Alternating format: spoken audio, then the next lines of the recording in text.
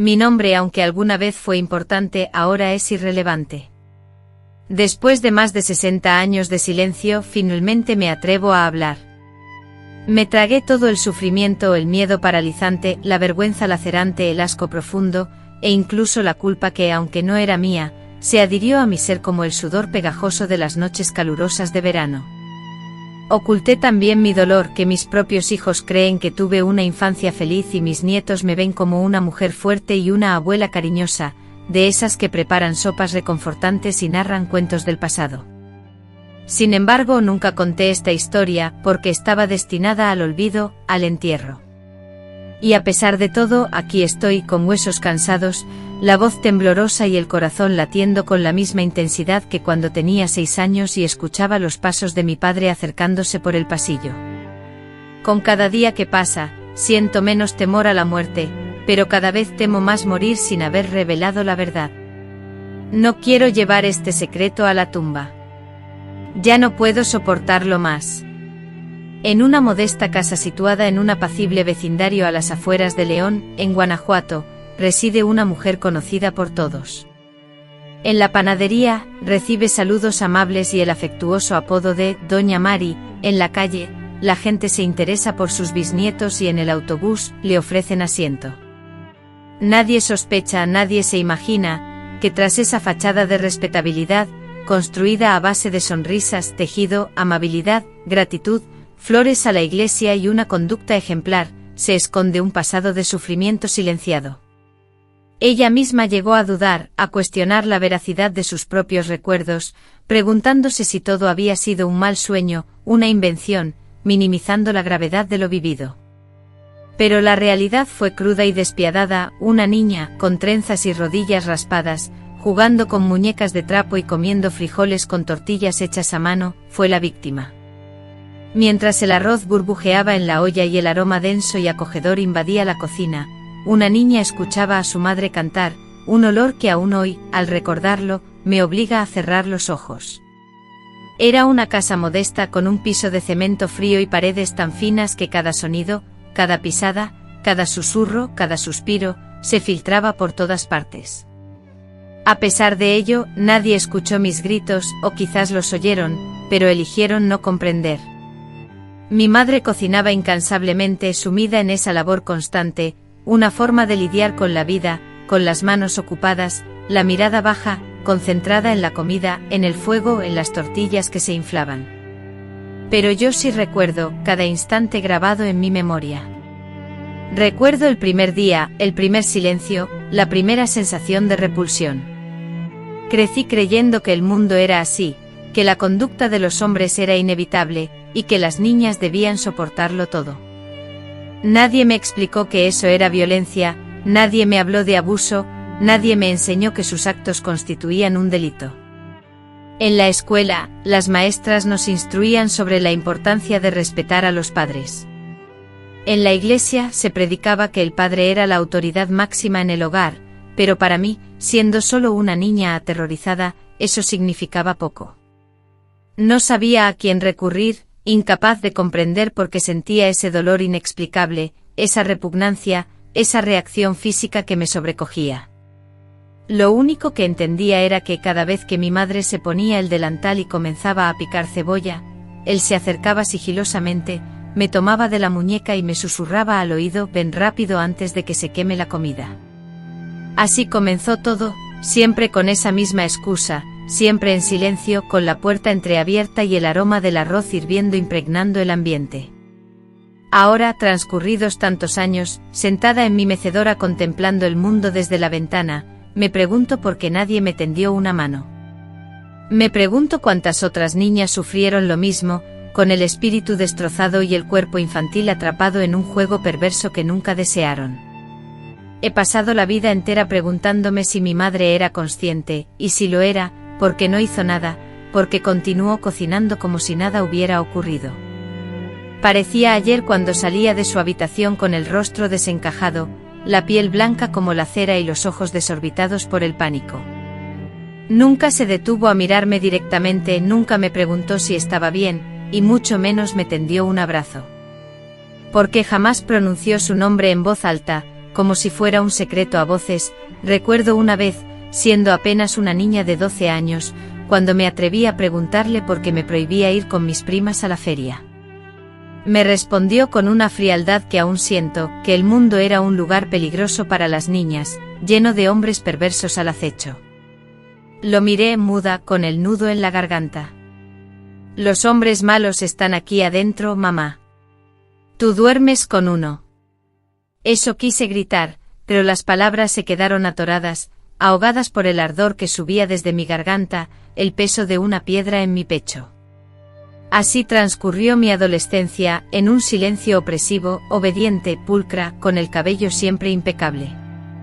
Me esforcé por ser perfecta, creyendo que si cumplía con todas las reglas, si todo era impecable, él me dejaría en paz. Pero no importaba si obtenía las mejores notas, si fregaba los platos a la perfección, si tendía la cama con la mayor diligencia. Nada era suficiente. Nada lograba disuadirlo de sus acciones, ya que no requería justificaciones, solo necesitaba que mi madre continuara preparando la comida. En muchas noches me sumía en llanto silencioso, ocultando mi rostro en la almohada para evitar que me escucharan. Creía que Dios me castigaba por alguna falta, que era impura, que estaba manchada, porque en la iglesia se hablaba constantemente del pecado, del cuerpo y de la pureza. Y yo, en mi interior, sentía que no era pura. Me sentía hecha pedazos, como si mi alma se hubiera perdido. Nadie me trataba con cariño.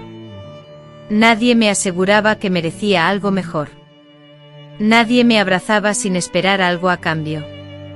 Así aprendí a sobrevivir en la desesperanza, a mantener silencio, a desconectarme de la realidad, a imaginar que me encontraba en otro sitio, que poseía otro cuerpo, que era una niña diferente. A veces la idea de escapar me invadía.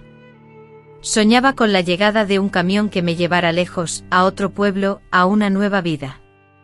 Pero luego la cruda realidad me golpeaba, no tenía a dónde ir, nadie me creería y me tacharían de mentirosa, ingrata y desquiciada. Así que permanecía una y otra vez en esa casa inmóvil, ubicada frente a la mesa de la cocina, absorta en el aroma del arroz hirviendo, observando a mi madre de espaldas, mientras removía la cuchara, una y otra vez sin voltearla jamás. He cargado con esta pesada carga durante tantos años que se ha convertido en una parte inseparable de mi ser, pero en los últimos tiempos, algo ha cambiado profundamente. Tal vez fue la enfermedad terminal de mi comadre, que falleció sin poder confesarle a su hija el sufrimiento que padeció en su infancia. Quizá fue contemplar a mi nieta, con su uniforme escolar, tan llena de inocencia, tan radiante de alegría, tan llena de vida. O quizás fue el temblor incesante en mis manos. O el miedo cada vez más presente a morir sin que nadie sepa que he sobrevivido, porque eso es lo que soy, una sobreviviente, no una víctima, ni una mujer desamparada, sino una sobreviviente. Y estoy exhausta de seguir fingiendo, estoy harta de los silencios cómplices, estoy fatigada de preparar arroz mientras mi propia historia se marchita y se corrompe en lo más profundo de mi ser. Por eso hablo ahora, porque el miedo, aunque tal vez aún esté presente, ya no logra paralizarme. Hablo porque existen verdades que deben ser pronunciadas, porque mientras mantengamos el silencio, otras niñas continuarán padeciendo en la soledad. Hablo en su nombre y en el mío por la niña que fui, la que nunca recibió un abrazo, la que nadie escuchó. Hablo porque mi madre no lo hizo, porque las paredes eran testigos mudos. Sin embargo, nadie interrogó porque el arroz seguía hirviendo mientras yo me extinguía internamente. Porque el momento de romper el silencio ha llegado. Lo recuerdo con una nitidez asombrosa, como si fuera ayer. No sé si fue un aroma, un ruido, una imagen en la televisión. Pero algo en una tarde común y corriente me impulsó a abrir esa puerta sellada en lo más profundo de mi memoria. Estaba en la cocina, removiendo el arroz como tantas veces en mi vida, y de pronto un recuerdo emergió, no uno cualquiera, sino aquel que siempre evité. Ese que sabía que residía en mí, cual bestia durmiente en un rincón del alma. Reviví la imagen de mí misma, diminuta, vestida con un desteñido vestido floreado, sentada en el pequeño banquito azul que ocupaba la esquina de la cocina. Mis ojos observaban fijamente los pies de mi madre, mientras ella, absorta en su tarea, pelaba las zanahorias con un cuchillo afilado. La radio, siempre encendida, emitía la música antigua que tanto le apasionaba. En ese preciso instante lo sentí, una opresión en el pecho, una silenciosa anticipación que solo aquellos marcados por el miedo palpable pueden comprender. Sabía con una certeza escalofriante que él aparecería, como lo hacía siempre sin falta. Nuestra casa no era miserable, pero la alegría era un lujo ausente. Contábamos con lo esencial, comida en la mesa, ropa limpia y un hogar habitable. Desde afuera cualquiera nos habría catalogado como una familia ejemplar, decente y católica. Mi padre, que trabajaba en el taller de su primo, gozaba de respeto en el vecindario. Siempre tenía una palabra amable para los vecinos, colaboraba en la iglesia y orientaba a los jóvenes. Nadie sospechaba, nadie veía la oscuridad que se escondía tras su sonrisa, pero yo sí lo conocía. Conocía la otra faceta de él, aquella que emergía en la intimidad, cuando cerraba la puerta de la habitación y su voz se volvía un susurro. Era un hombre que dominaba el arte de camuflar su corrupción bajo una fachada de respeto. Ese recuerdo, esa doblez, es lo que aún hoy me aterra. La perfección con la que actuaba, la naturalidad con la que mentía, exhibiendo una apariencia impoluta. La cocina, el centro neurálgico de la casa, fue el punto de partida de mi calvario. Mientras mi madre se afanaba en la preparación de la comida, él me llamaba con un gesto, a veces sin articular palabra alguna. Yo entendía su mensaje. Si mi madre estaba absorta, concentrada en picar vegetales o fregar la vajilla, él se acercaba y me tomaba la muñeca con suavidad, fingiendo un juego. Me conducía al pequeño cuarto junto al baño, donde se almacenaban sábanas y toallas, un espacio sin ventanas, impregnado de olor a humedad. Yo no protestaba, nunca pronunciaba palabra, paralizada por el miedo. Sentía como si mi alma abandonara mi cuerpo, elevándose hasta el techo, observando la escena desde arriba. Todo ocurría en un silencio sepulcral. La experiencia era fugaz, a veces duraba menos de 5 minutos, pero cada instante se sentía eterno para mí. Después actuábamos como si nada hubiese ocurrido, él se lavaba las manos, yo volvía a sentarme en el pequeño banco y mi madre continuaba cantando, la radio seguía emitiendo música y el arroz burbujeaba en la olla. Durante años me atormentó la duda, sabía ella lo que pasaba, en ocasiones, cuando las lágrimas me traicionaban en medio de la comida, o cuando un plato se rompía accidentalmente, o cuando me acurrucaba sola en un rincón en lugar de jugar con mis hermanos. Ella simplemente me dedicaba una mirada lateral. Una vez me acarició el cabello pero no dijo nada. No preguntó nada, solo continuó pelando papas. Quizás lo sabía, quizás la verdad era demasiado pesada para soportarla, o quizás simplemente eligió no ver, porque ver significaba actuar, significaba romper la armonía familiar, algo que ella no podía aceptar. Prefería seguir cocinando, seguir fingiendo, seguir siendo la esposa obediente que todos admiraban por su paciencia, su fe y su dedicación. Fue durante una conversación con mi nieta, quien me relataba emocionada sobre su maestra, una mujer joven que les enseñaba sobre el respeto, el consentimiento y la importancia de decir no, cuando el recuerdo del pasado resurgió con una intensidad abrumadora. Mientras la escuchaba hablar, asintiendo con la cabeza, una profunda agitación se apoderó de mí. Mi nieta, tan llena de vida, tan libre, tan diferente a la niña que yo fui, hablaba abiertamente de límites, de sus cuerpos y de sus derechos. En ese momento sentí que mi niña interior, la que había permanecido silenciada durante tanto tiempo, rompía en llanto dentro de mí, como si por fin entendiera, con claridad meridiana, que lo que me había sucedido no fue un error, ni una travesura, ni una simple confusión, sino un crimen. Durante años me había convencido de que era mejor olvidar, que remover el pasado no servía de nada, que lo hecho, hecho estaba. Sin embargo, ahora pienso de manera diferente.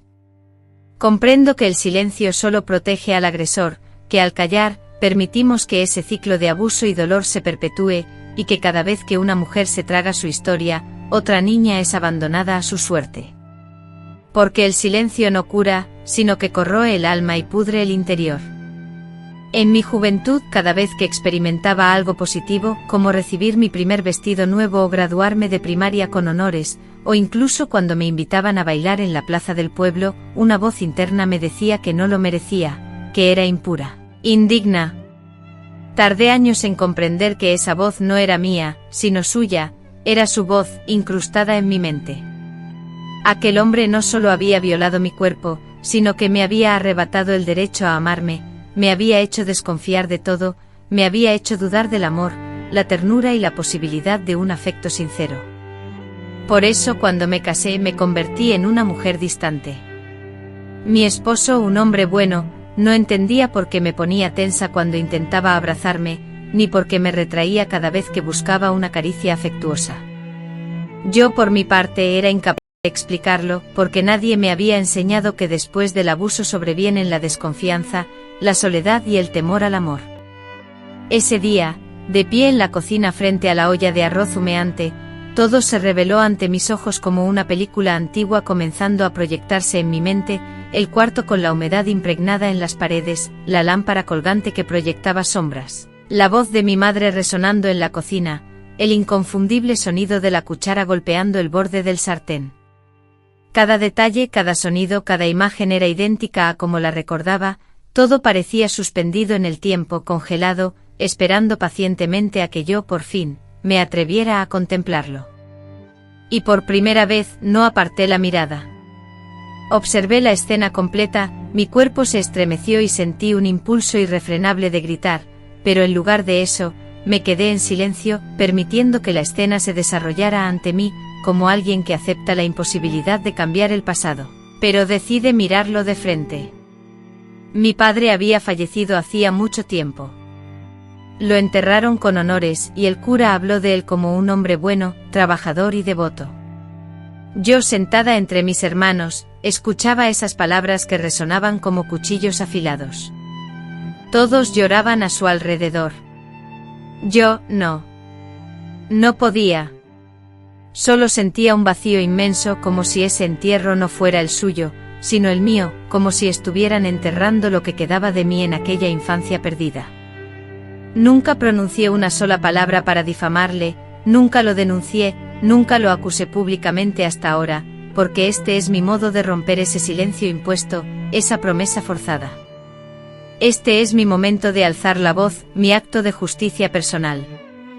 Aunque nadie más me escuche, aunque solo sea para mí, no pasa un día sin que me pregunte cómo habría sido mi vida si mi madre hubiera hablado, si me hubiera abrazado, si me hubiera defendido.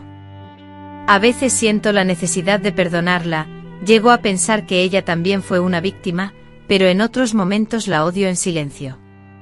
La odio porque estuvo presente, porque lo vio todo, porque mientras él me destruía internamente, ella se dedicaba a cocinar, porque en lugar de gritar, se ponía a freír frijoles, porque en vez de protegerme se refugiaba en sus oraciones, y porque aún hoy, cuando la recuerdo, lo primero que viene a mi mente no es su sonrisa, sino el sonido del cuchillo picando cebollas, el vapor del arroz y el olor a comida caliente, que cubrían la violencia con un manto de aparente normalidad. Hoy comprendo que fue la combinación de elementos contradictorios, esa absurda coexistencia de la vida familiar cotidiana y el abuso, lo que causó el mayor daño en mí, ya que no era un monstruo que emergía de las sombras. Era mi padre, el mismo hombre que me sostenía en brazos para que los vecinos me vieran. Era el que me llevaba a la iglesia, el que me llamaba princesita. ¿Cómo se puede asimilar algo así? ¿Cómo es posible entender que el mismo hombre que te proporciona afecto y cuidado también te arrebata la inocencia? Es algo incomprensible. Solo se puede sobrevivir. Y yo sobreviví. No sé cómo ni por qué, pero aquí estoy, con mi voz aún activa y finalmente decidida a usarla. Mi infancia, esa palabra que tantos evocan con cariño, para mí fue un espacio frío y sombrío, repleto de sonidos apagados, miradas esquivas y silencios que resultaban más opresivos que cualquier agresión física. En aquel momento, no era consciente de estar experimentando algo fuera de lo común, y mucho menos en el sentido positivo. Para mí, aquello era simplemente la vida. Así eran las cosas, así eran los padres, así era el mundo. Cada mañana, el aroma inconfundible del café recién hecho por mi madre, en la vieja cafetera de peltre sobre la estufa, marcaba el comienzo de mi temor.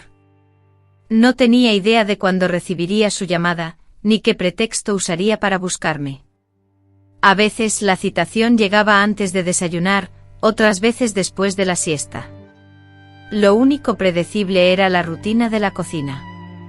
Mientras mi madre, ajena al peligro, lavaba trastes, preparaba la comida o barría el piso, él encontraba el instante perfecto para acercarse a mí, tomarme del brazo y arrastrarme a ese cuarto diminuto que se había transformado en mi prisión infantil. Era como vivir en una cuerda floja invisible fingiendo equilibrio ante el mundo, pero por dentro, solo experimentaba miedo, anticipación constante y un cálculo implacable. Me convertí en una experta en descifrar sus movimientos, su respiración, la manera en que se ajustaba el cinturón. Todo tenía un significado oculto, cada pequeño gesto era una señal de alerta. Mi madre, tal vez sin saberlo, o tal vez a sabiendas, me enseñó a guardar silencio, no con palabras, sino a través de su propia forma de sobrellevar la vida.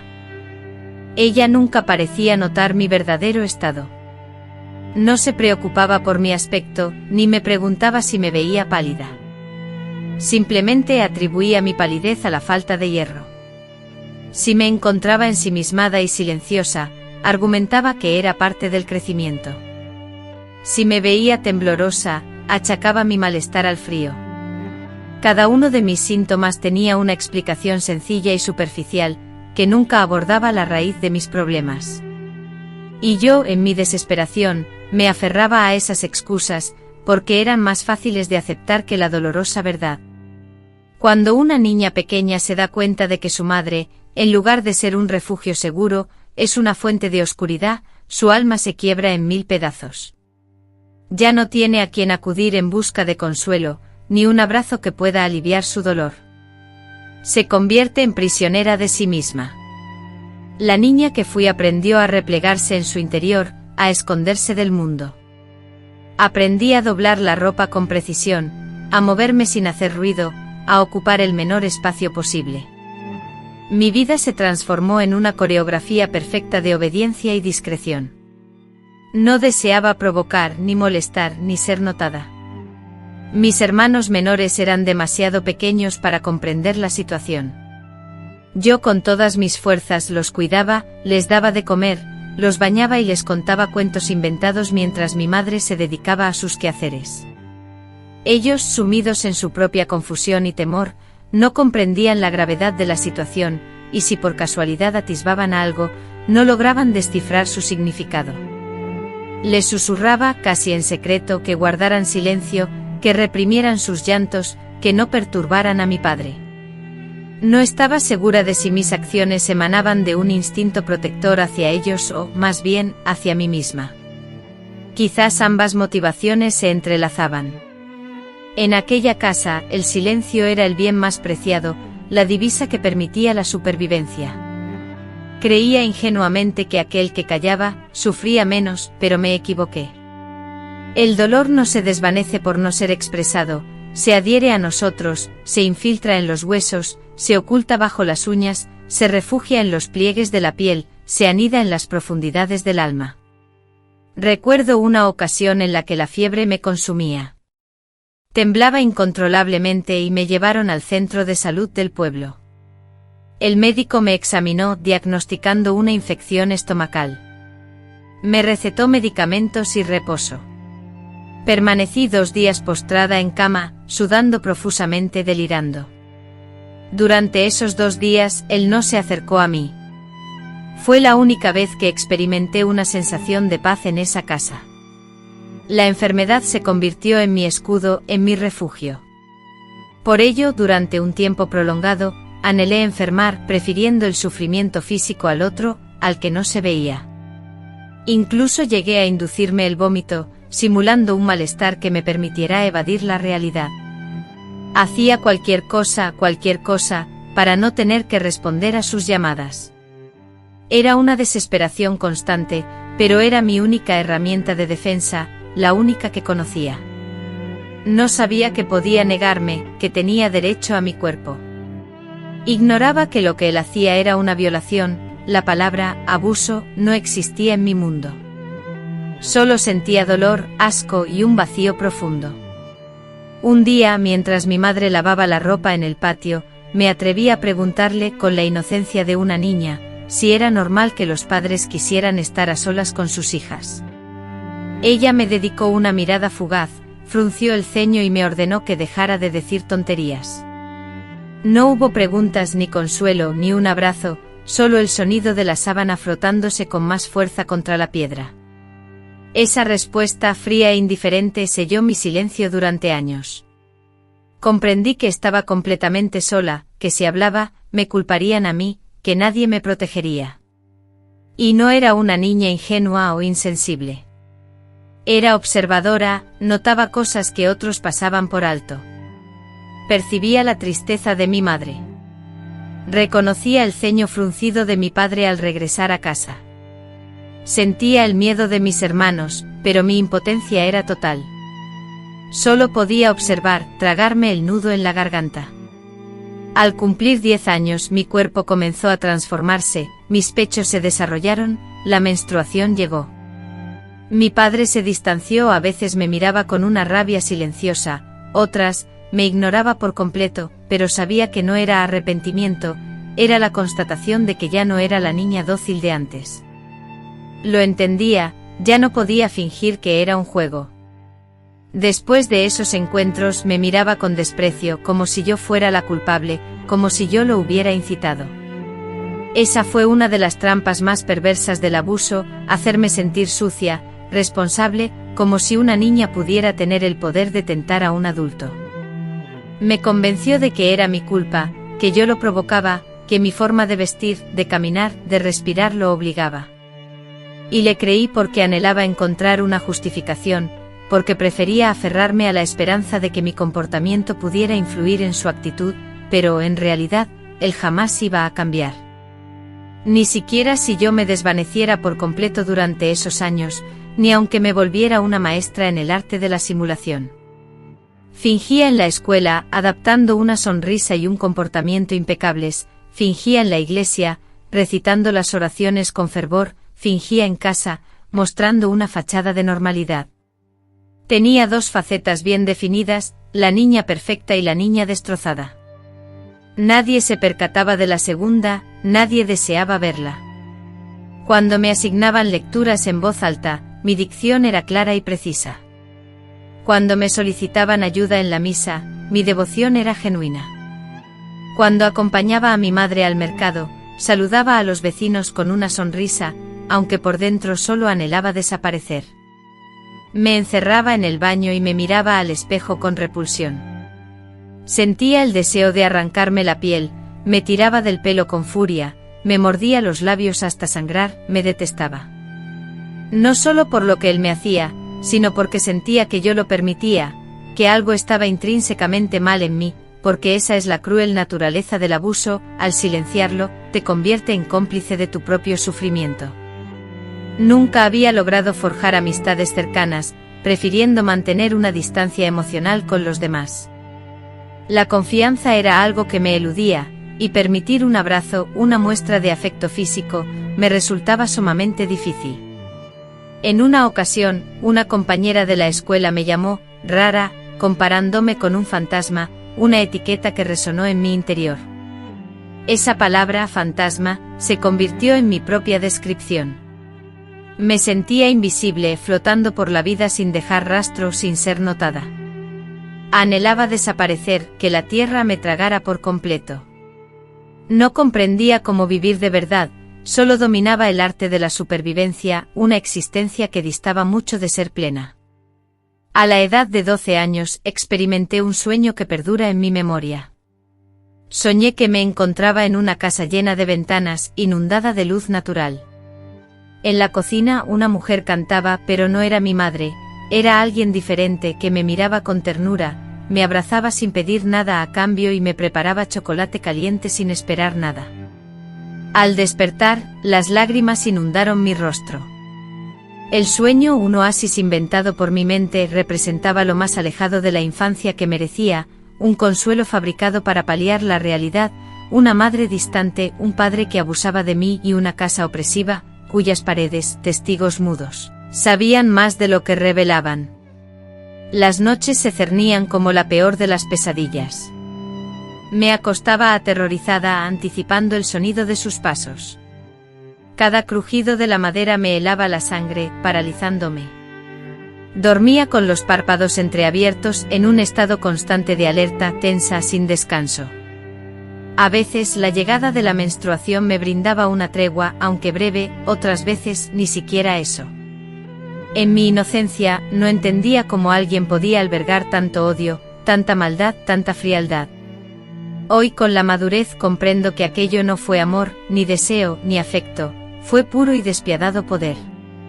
Él ejercía su poder sobre mí motivado por su capacidad de hacerlo, la ausencia de consecuencias, la aparente normalidad que mi madre mantenía al seguir con sus tareas diarias, la impunidad de los hombres en el pueblo donde las niñas eran consideradas posesiones, la perpetuación de una tradición de abuso y la falta de valentía para romper el ciclo. Yo, siendo una niña, sentía la responsabilidad del mundo sobre mis hombros. Comprendía que revelar lo sucedido destruiría a mi familia, nos dejaría sin hogar, sin sustento y sin identidad. Esa era la amenaza velada, el chantaje emocional que me obligaba al silencio y a la sumisión. Por esa razón me callé, por esa razón soporté, y hoy, tras muchos años, mi cuerpo tiembla al escribir esto, pues no es sencillo, y aún me cuesta expresarlo con palabras. Sin embargo, esta parte de la historia debía ser relatada, ya que marcó el inicio del fin, el momento en que el miedo dejó de ser una sensación sutil y se convirtió en mi forma de comunicarme. Creo que el instante en que verdaderamente entendí, que lo que vivía no era normal, no fue provocado por un grito, un golpe o una amenaza directa. En el patio de la escuela, dos niñas, probablemente de unos 10 años, compartían risas y juegos sobre sus padres. Lupita contaba emocionada cómo su padre la levantaba en brazos y le hacía cosquillas hasta que lloraba de la risa. Otra niña relataba con entusiasmo cómo su padre la lanzaba en la cama y le hacía el avioncito. Yo, en silencio, escuchaba con una extraña opresión en el estómago, sintiendo una barrera invisible. Ellas hablaban con alegría y confianza, pero en mí el contacto de mi padre no generaba risas ni alegría. Era una sombra oscura que me asfixiaba, que me borraba cualquier sonrisa.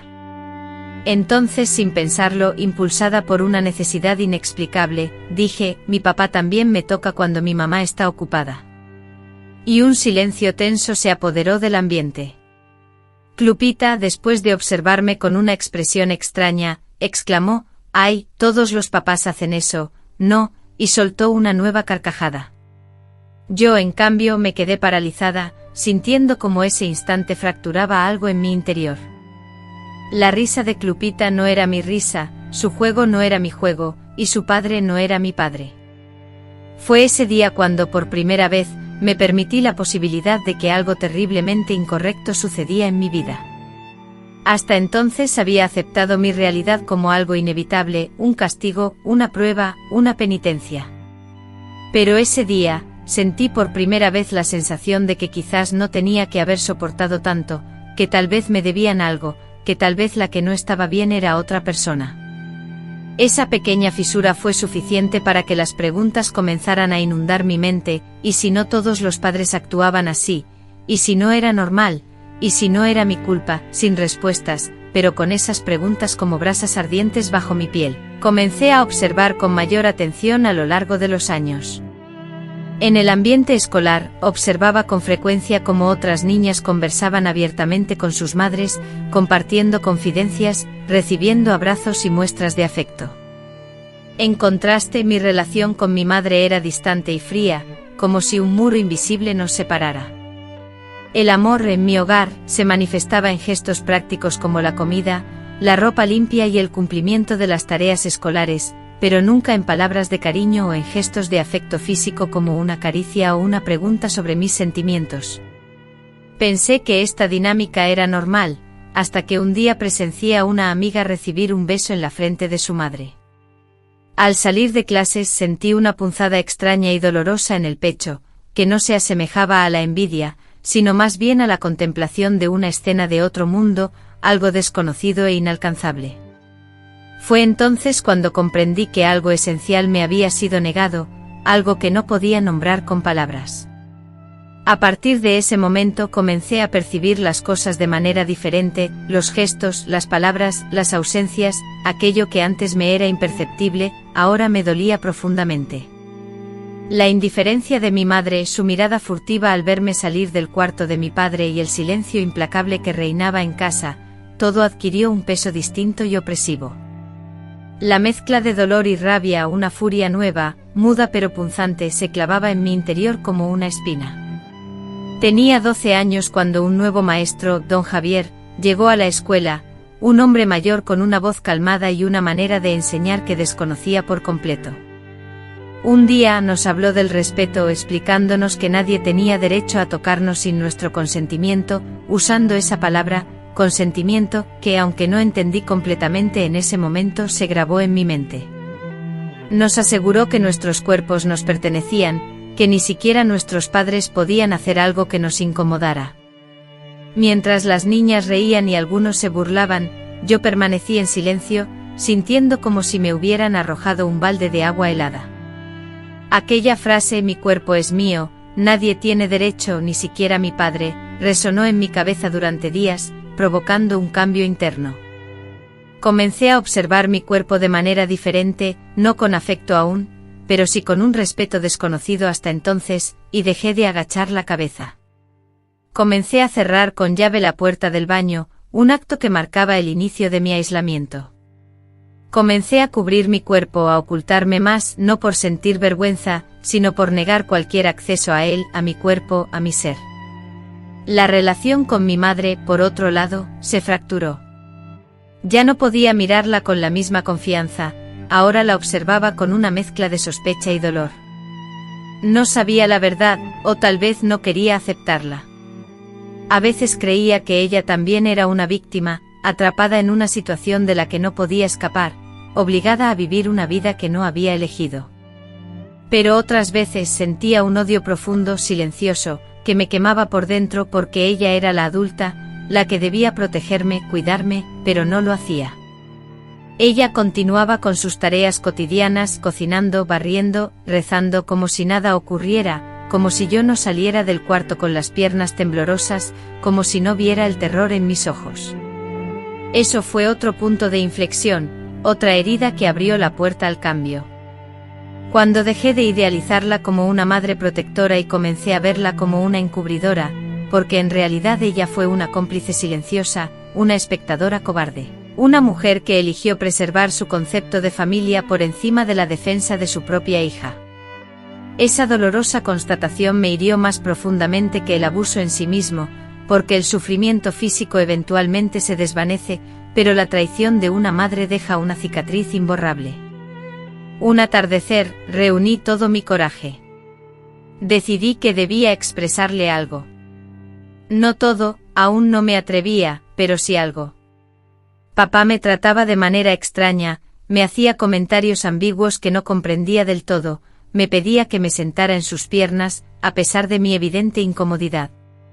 Quise abordarlo con cautela, quería medir su reacción, no tenía la intención de acusar directamente, solo deseaba abrir una pequeña ventana, una mínima rendija. Me acerqué a ella mientras cosía en el patio. Le confesé que a veces papá me asustaba, que me hacía sentir incómoda. Su reacción fue instantánea y glacial. Me fulminó con la mirada. Me respondió que no inventara historias, que mi padre era un buen hombre, que debería estar agradecida de que no fuera un alcohólico como otros. Y sin inmutarse, continuó cosiendo como si yo no hubiera pronunciado palabra alguna. Esa noche la dificultad para conciliar el sueño no se debió únicamente al terror que sentía, sino a una tristeza abrumadora al constatar la soledad que me embargaba. Nadie me creería, hablar solo empeoraría las cosas, y la única opción era silenciarme. Una vez más, siempre. Ese instante marcó un punto de inflexión definitivo en mi vida. Comprendí que la salvación no llegaría, que no existía escapatoria posible, y que la única forma de sobrevivir era ocultarme mejor, adaptarme a sus reglas, fingir con mayor convicción. Me convertí en una actriz, sonriendo cuando me hablaban, riendo en las reuniones familiares, colaborando en la iglesia. Era la hija perfecta en apariencia, pero por dentro solo quedaban cenizas, un cuerpo que funcionaba por inercia, una niña que había perdido toda esperanza, sin esperar amor, justicia ni perdón, solo anhelando el tiempo para crecer, el tiempo para marcharme, el tiempo para que él desapareciera. Lo que ocurriera primero. Transcurrieron muchos años antes de que alguien, ya en mi adultez, me brindara una conversación honesta sobre las verdaderas consecuencias del abuso. Pero esa semilla, la semilla que don Javier sembró, la que germinó a partir de la conversación que tuvimos en el patio de la escuela, la que nutrió mi silencio rebelde, fue la que me mantuvo a flote, no me rescató del todo, pero me impidió ahogarme. Me dio algo a lo que agarrarme con fuerza, una pequeña certeza en medio de la inmensidad de mentiras que era mi hogar. Esa verdad, la verdad de que yo no era culpable de lo que me hicieron, que yo era una niña, que merecía ser cuidada, que no estaba sucia, que no valía menos que nadie, se arraigó en mi interior como una llama diminuta. No me abrigaba con su calor, ni me guiaba con su luz, pero persistía. Con el tiempo aprendí a cuidarla, a alimentarla, a hacerla crecer.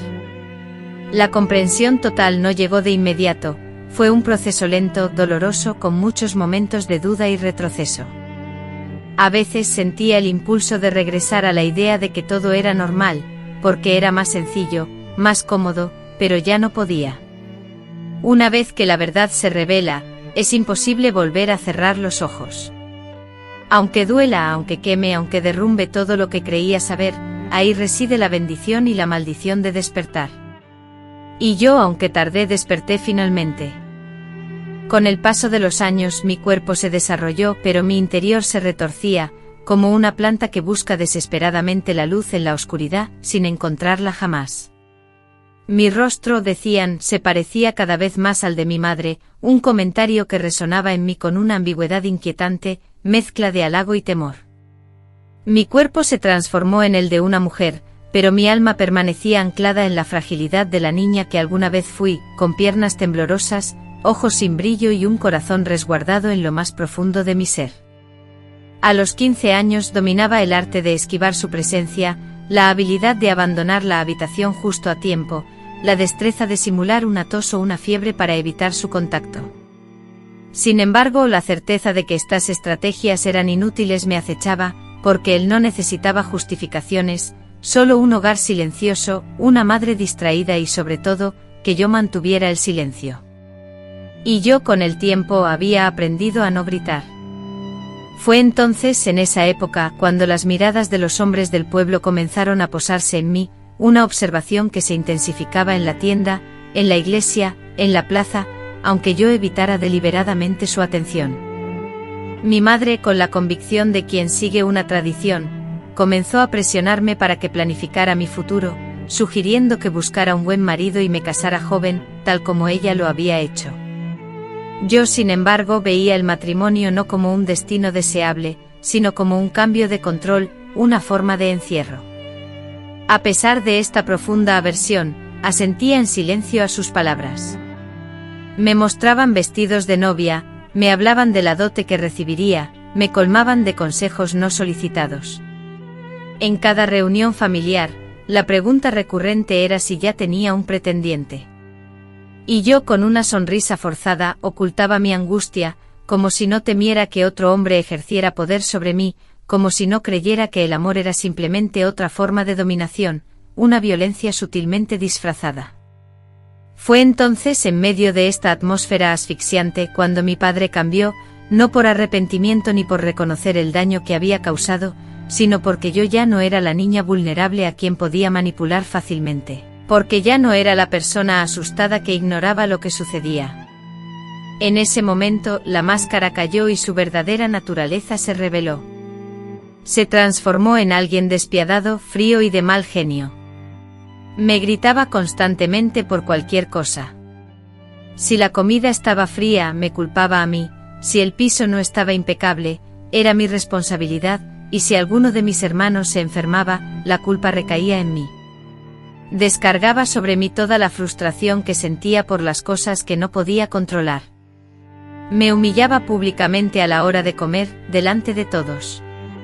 Me insultaba, llamándome perezosa, ingrata y rebelde, y yo lo soportaba, no porque no me doliera, sino porque prefería ese odio abiertamente expresado a la amenaza latente de sus deseos ocultos. Prefería sus gritos a sus caricias, sus insultos a su silencio amenazante. Mi madre, lejos de mejorar la situación, se distanció aún más. Intuyo que en lo más profundo de su mente era consciente de lo que ocurría, pero nunca se atrevió a enfrentarlo. Y al verme crecer, al constatar que ya no necesitaba su protección, se desentendió por completo, tratándome como una simple sirvienta. Me daba órdenes sin siquiera dirigirme la mirada. Si llegaba tarde de la escuela, me esperaba con el rostro adusto y la voz cortante. Yo no lograba comprender si me odiaba por lo que sabía que ocurría o por lo que se negaba a reconocer.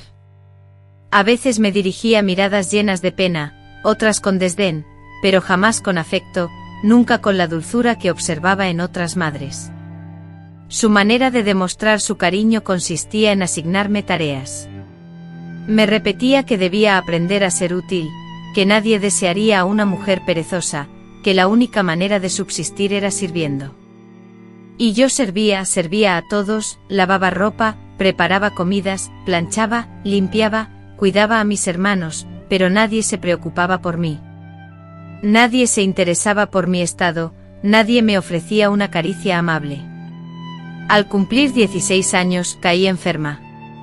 Diagnosticaron una infección renal, y pasé 2 semanas postrada en cama con fiebre alta, sin poder moverme con facilidad. Durante ese tiempo mi madre me cuidó, me preparaba sopas, cambiaba las sábanas y me aplicaba compresas frías. Creí que quizás, por fin, contaría con su apoyo, que tal vez ese sería el momento en que se rompería la barrera que nos separaba. Una noche le pregunté si alguna vez había sentido temor hacia su propio marido. Me observó como si hubiera pronunciado una blasfemia. Se levantó sin proferir palabra y abandonó la habitación. Durante todo el día siguiente no volvió a dirigirme la palabra. En ese momento comprendí que sus sentimientos hacia mí no eran amor, sino culpa, vergüenza y la incomodidad de reflejar en mí aquello que ella no había podido evitar. Su estrategia de defensa consistía en distanciarse, en crear una barrera para no enfrentarse a su propio fracaso. Durante mi enfermedad, mi padre también se mantuvo alejado. Me observaba con fastidio, como si le molestara mi fragilidad, como si me responsabilizara por haber enfermado. Sin embargo, no sentí pesar. Fue el único periodo en el que no me tocó, no me gritó y me concedió paz. Cuando me recuperé, ya no era la misma persona. Algo en mi interior se había endurecido. Al mirarme al espejo, ya no me veía como una víctima. Me percibía como una superviviente, una mujer joven con cicatrices, aunque no fueran visibles ni físicas. Eran cicatrices al fin y al cabo, y con ese dolor transformado en ira, inicié un cambio. Comencé a decir no, a establecer límites. Empecé a cerrar la puerta de mi habitación con llave. Y aprendí a hablar con más firmeza. Al principio los problemas eran pequeños, un plato sucio en el fregadero que no se lavaba de inmediato, una tarea doméstica sin terminar, una respuesta directa y un poco brusca. Él, sin embargo, lo notó. Se percató de que algo había cambiado en ella, ya no bajaba la mirada al encontrarse con él, ya no temblaba cuando se acercaba, y su furia creció. Empezó a agredirme físicamente, pero no como antes, en secreto. Ahora me abofeteaba delante de mis hermanos, me arrojaba objetos y me insultaba con palabras que jamás había empleado. Mi madre, en lugar de defenderme, lo justificaba, argumentando que era por mi carácter, que yo era la que lo provocaba, que no sabía cuándo callar. Y en ese hogar, el mensaje se repetía: si me lastimaban, era porque yo misma lo había provocado. No me defendía ya no por miedo, sino porque sentía que no tenía sentido seguir soportando aquello. Había perdido toda esperanza, ya no esperaba amor, ni perdón, ni siquiera un poco de cariño. Lo único que deseaba era marcharme, escapar de esa situación. Anhelaba un espacio propio, una habitación con una puerta que pudiera cerrar, un lugar donde reinara el silencio. Anhelaba una existencia sin insultos, donde nadie me considerara un objeto, una vida donde el miedo no me impidiera dormir, una vida que fuera verdaderamente mía. Impulsada únicamente por ese deseo, comencé a ahorrar, vendía pan, lavaba ropa ajena, recogía botellas, cualquier cosa que me generara unos centavos. Ignoraba mi destino, no tenía un plan concreto, pero sentía la imperiosa necesidad de escapar, de romper ese ciclo. Un día una vecina me ofreció trabajo en su hogar, cuidando a sus hijos, limpiando y cocinando. El salario era modesto, pero me permitía llevarme comida y, lo más valioso, me brindaba unas horas lejos de mi casa. En ese lugar, aunque humilde, me sentía libre, nadie me gritaba, nadie me tocaba, nadie me miraba con desprecio. Allí, por primera vez, una mujer se interesó por mi bienestar. Ante su pregunta me quedé sin palabras, me rompí en llanto y ella, sin presionar ni insistir, simplemente me ofreció un vaso de agua y me permitió desahogarme. Ese gesto tan sencillo resultó fundamental. Ese gesto, que superó el impacto de cualquier sermón, misa o consejo, marcó un punto de inflexión en mi vida. Por primera vez, alguien me había visto verdaderamente, había reconocido mi existencia. En ese instante decidí que debía marcharme, aunque ignoraba la fecha exacta y el modo de hacerlo. Ya no era un anhelo sino una necesidad vital, pues permanecer allí significaría la muerte de mi espíritu, porque cada jornada en esa casa era como ingerir una dosis más de veneno, y ya me sentía saturada. El día de la decisión no estuvo señalado por una fecha especial ni por una señal divina, no hubo lluvias ni soles radiantes, ni tampoco celebraciones o lutos. Fue un día más inmerso en la pesada rutina que impregnaba cada rincón del hogar. Sin embargo, algo dentro de mí ya había cambiado, una transformación lenta, dolorosa y secreta, me había conducido al borde invisible donde la vida ya no permite el retorno. Aquella mañana, como siempre, me levanté antes que los demás, preparé el café, calenté las tortillas en el comal y barrí el corredor, cumpliendo con las tareas habituales, pero mi corazón latía de manera diferente. Cada uno de mis movimientos cotidianos resonaba en el silencio, como si cada acción fuera una despedida que nadie escuchaba. Intuí que estaba a punto de cambiarlo todo, no con discursos ni planes, sino con la intuición, con mi cuerpo y con el alma herida, incapaz ya de seguir esperando. Mi padre se levantó tarde esa mañana, protestó por el café frío, golpeó la mesa con la mano abierta y me dirigió una mirada que reconocía a la perfección, una de esas que desde niña me había helado el corazón. Pero, esta vez, el miedo no me paralizó. Sentí asco, sentí rabia, percibí que aquella mirada, que antes me dejaba muda, ya no tenía el mismo control sobre mí. No era que él hubiera cambiado, sino que yo ya no era su víctima. Sin pedir permiso, sin articular palabra, me levanté. Fui a mi habitación, tomé la pequeña bolsa donde guardaba mis escasas pertenencias, una blusa limpia, un peine roto y las monedas que había ahorrado durante meses. Me la colgué al hombro y salí por la puerta trasera, dejando atrás todo lo que conocía. No me despedí de nadie al marcharme, ni de mi madre, ni de mis hermanos, ni siquiera de la amable vecina que me había dado trabajo. Aceleré el paso, como si cada zancada fuera una contestación a los años que viví prisionera en aquel tormento. No volví la vista atrás, no derramé lágrimas, no sentí vacilación alguna. Me dirigí al pueblo contiguo donde residía una señora que conocía de la iglesia y que en una ocasión me había ofrecido su ayuda si alguna vez la necesitaba. Caminé durante más de una hora. Arribé con los pies cubiertos de polvo y las piernas temblorosas. Cuando me abrió la puerta, su rostro reflejó sorpresa. No pronuncié palabra, solo la miré fijamente. Y entonces ella comprendió. No hizo preguntas. Me permitió entrar, me ofreció agua, me preparó un lugar para descansar. Aquella noche, por primera vez en mi vida, dormí sin temor a los ruidos, sin sobresaltos, sin las sombras aterradoras de la oscuridad. Fue una noche extensa, colmada de sueños extraños, de imágenes que se sucedían, pero sin pánico, solo agotamiento, solo silencio. Y eso, para mí, era un milagro. Los días siguientes fueron una amalgama de culpa y alivio. Sentía una culpa abrumadora, como si hubiera cometido una atrocidad irreparable, algo que consideraba inadmisible para una hija obediente. Sin embargo, paradójicamente sentía que respiraba con más facilidad, dormía más profundamente y caminaba con una seguridad que antes no tenía. La señora, compasiva, me ofreció trabajo en su tienda, y poco a poco fui recomponiéndome. No compartía mis experiencias ni le contaba nada sobre mi vida en Asia, solo explicaba que me había marchado de mi hogar debido a la falta de paz, y con eso era suficiente. Ella, sin preguntar más, me brindaba su espacio, me trataba con respeto, me ofrecía comida caliente sin condiciones, y ese simple acto de bondad, ese amor silencioso, me hería más profundamente que cualquier insulto, porque me revelaba todo lo que me había sido negado, todo lo que nunca había tenido.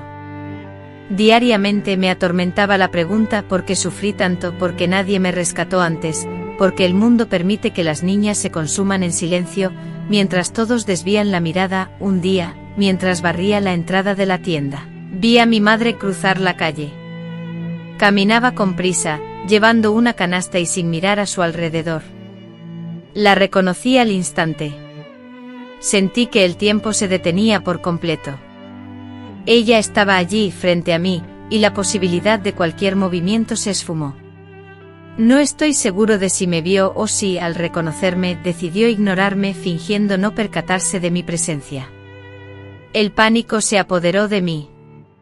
Mi cuerpo se quedó petrificado, estático, pero por dentro una violenta tormenta emocional se desató. Quise correr hacia ella, rodearla con mis brazos en un abrazo desesperado. Quise gritarle con la voz rota, que me perdonara por todo, por cualquier cosa. Quise cuestionarla, exigirle una explicación por el silencio, por el abandono, por el dolor que causó, pero mi cuerpo no reaccionó. Al mismo tiempo también sentí la necesidad de demostrarle que ya no la necesitaba, que había logrado sobrevivir sin su afecto, que había aprendido a vivir sin la calidez que alguna vez me brindó. Su silencio, su indiferencia, me hería más profundamente que las veces en que mi padre me lastimaba. Fue entonces cuando una dolorosa verdad se reveló, el amor que sentía por ella, ese amor de hija que anhela ternura, que espera consuelo, que llora en las noches buscando una caricia, se había extinguido. Ya no sentía ese amor incondicional, ese apego desesperado. Solo quedaba una herida cicatrizada, una marca que ahora podía observar sin derramar lágrimas. Tiempo después, mi padre apareció. No tengo idea de cómo averiguó mi paradero. Entró a la tienda actuando con naturalidad, como un padre preocupado, como si no fuera el hombre que había contribuido a destrozarme. Me ordenó que regresara a casa, que dejara de comportarme como una mujer sin rumbo, dando motivos de murmuración. Sus ojos destellaron esa combinación de ira y compasión que yo, lamentablemente, conocía a la perfección. Lo desafié con la mirada, sin apartar los ojos, y por primera vez en mi vida, le planté cara. No, no volveré. No soy tuya, no pertenezco a nadie. Él intentó elevar la voz, amagando acercarse, pero la dueña de la tienda salió repentinamente y se interpuso entre nosotros. Le exigió que se marchara y le advirtió que, si volvía a importunarme, llamaría a la policía. Jamás nadie se había puesto de mi parte de esa manera. Nadie se había interpuesto entre él y yo. Él la miró con desdén, masculló algo y se alejó. Y yo me quedé allí con el corazón latiendo desbocado, sintiendo que ese era el día de mi verdadera liberación. No el día que me fui, sino el día que lo confronté sin temor. A partir de entonces mi vida no fue sencilla. Trabajé en numerosas casas, en mercados, cuidando niños, vendiendo alimentos, durmiendo en camas prestadas, comiendo lo que podía. Pero todo aquello era preferible a regresar. Cada amanecer, cada moneda ganada con esfuerzo, cada noche de insomnio y agotamiento, eran una prueba contundente de que finalmente me había liberado de su influencia opresora. Edifiqué mi existencia con las manos marcadas por la lucha, pero mi espíritu se purificaba con cada paso. Años después el destino me presentó a un hombre bondadoso, un ser totalmente distinto a todo lo que había conocido. Confiar en él me llevó tiempo, permitir que me acercara fue un proceso lento, amar sin temor requirió una valentía que desconocía, pero él demostró una paciencia infinita, esperándome pacientemente, escuchándome atentamente, acariciándome con ternura, sin exigir nada a cambio. Fue a su lado que comprendí por fin, que el amor verdadero no causa dolor, no impone silencio, ni se manifiesta a través de la imposición. Juntos creamos una familia con sus imperfecciones, con sus equivocaciones, pero basada en el respeto mutuo. Mis hijos crecieron en un ambiente de seguridad, sin miedo, y me prometí a mí misma romper el ciclo de silencio y sufrimiento, no ignorar jamás una señal de peligro, y si alguna vez vislumbraba una sombra en sus ojos, enfrentarla sin importar el temor que pudiera sentir.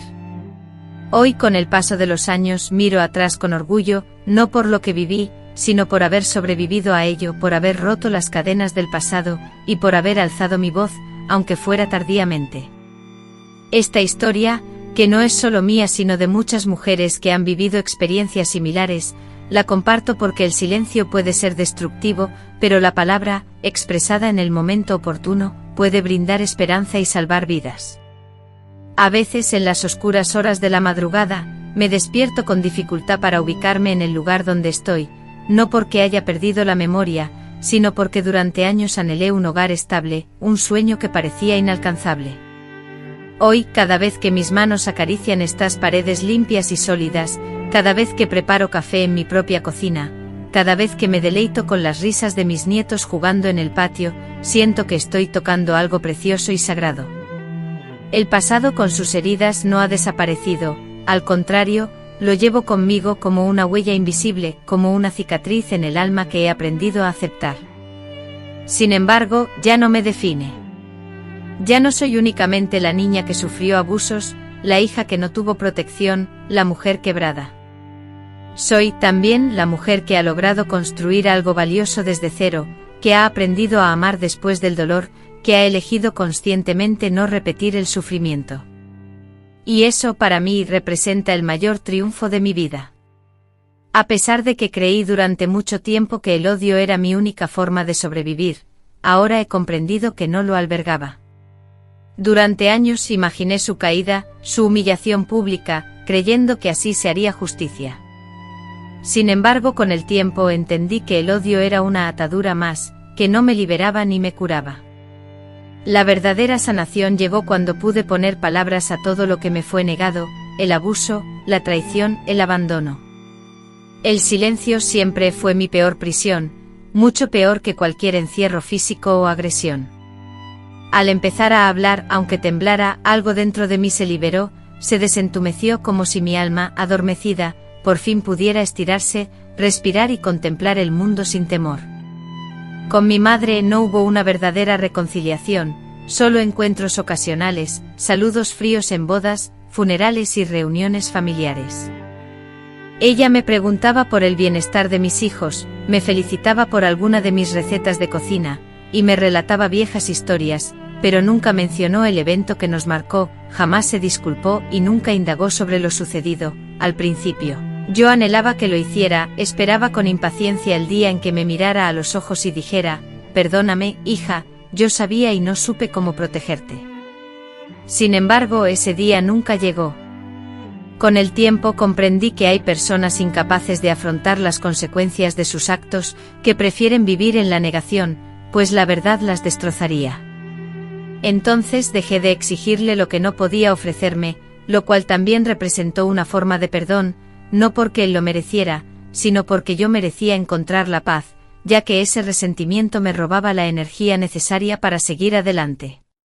Posteriormente me enteré de que mi padre enfermó y falleció solo en una cama de hospital. Nadie lo acompañó ni lo lamentó.